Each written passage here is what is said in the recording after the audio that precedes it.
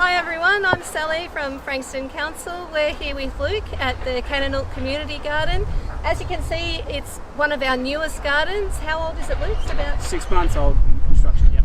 6 months in construction, and it smells amazing. We've got all the beds made of red gum and it just smells fresh. It smells amazing. So today we're talking about soil health and why we need to improve the soil to keep our veggies happy. And healthy. And healthy. So, why do we need to keep our soil healthy? Soil's an integral part, so without good soil, you won't get any good produce, basically. So at the end of the day, the poorer quality of the soil, the poorer quality of the outcome.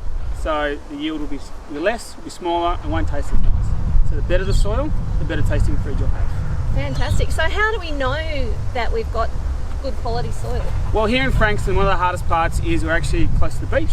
So we're close to the sand, so we get a sandy sort of soil. One of the things you'll find with sandy soil is it won't retain moisture, or it actually stops the moisture from coming through. So one of the biggest things with growing, obviously you need moisture to grow anything, so water retention is critical.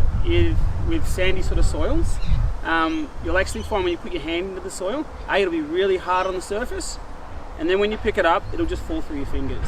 Right. So that's the biggest difference between a good soil and a bad soil. When you pick up good soil, you'll be able to make a ball in your hand and it'll hold its shape for a while, and then obviously it'll crumble back up again. Whereas if you have even poorer quality soil from a clay point of view, you'll be able to mold it into a ball and it will stay as a ball. And that's the opposite of what you want. So here in Frankston we have the sand, we have one end of the scale, and we want to find that happy medium in between the two. Perfect example is this. So what we have here is just a sort of standard garden soil we have everywhere.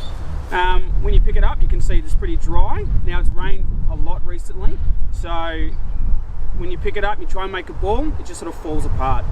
Whereas this soil, which is in the garden bed, which is full of manures, organics and things like that, is when you pick it up, it starts to hold its shape.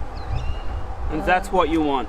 So that is a really good indicator of good soil. Now, what makes that a good soil? It has a lot of organics in it.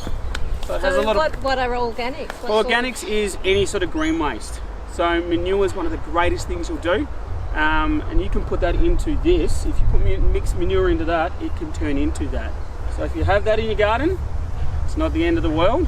You can definitely turn it into this, and it's a really good base to start from. So you add compost, manure, and those kinds of really rich organics into your soil, and you'll get a really good outcome. So what if we wanted to use chemical fertilizers to keep weeds out, for example? Is that going to harm the soil in any way? It'll definitely change the microbiome, which is basically the little tiny organic organisms in your soil that keep it healthy. So if you add chemicals into your soil, it'll actually strip all the nasties out of it. That's what it's for, but it strips all the good things out of it as well. So then you have to replace that with it. So that's when fertilizers become important. But if you put chemicals into a soil and then fertilizers, you're actually just repeating the cycle. So what you want to do is try and steer clear of chemicals and actually just put those natural organics, those sea salts, those seaweeds, those kinds of bases into it.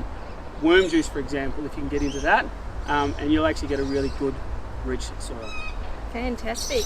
And how do we know what sort of soil? Does it matter what sort of soil we use for different vegetables? Or it does. The perfect example is if you want to grow blueberries in Frankston, I would not grow them in our soil. It just won't work. You're better off growing it in a pot, in rows or azalea mix. So it likes a different type of soil.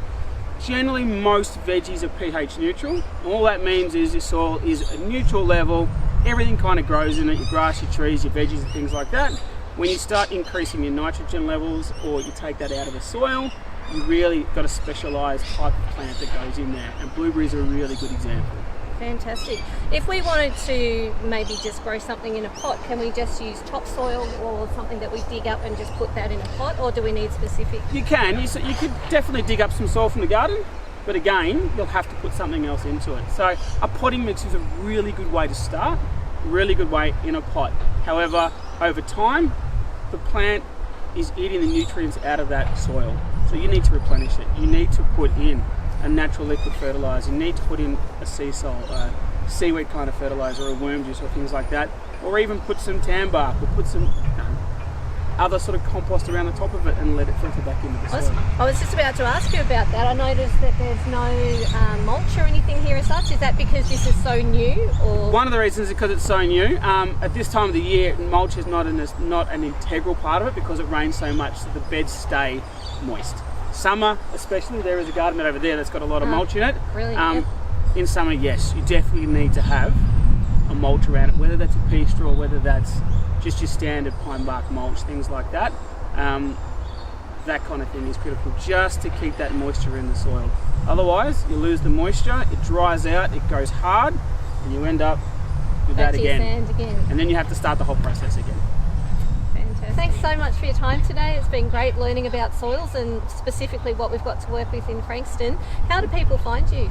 The best way to find us is off the Frankston City Council website, as well as our Facebook page, Kananook Community Garden, and you can come down to Kananook Reserve off the Kirkwood car park entrance. Thanks.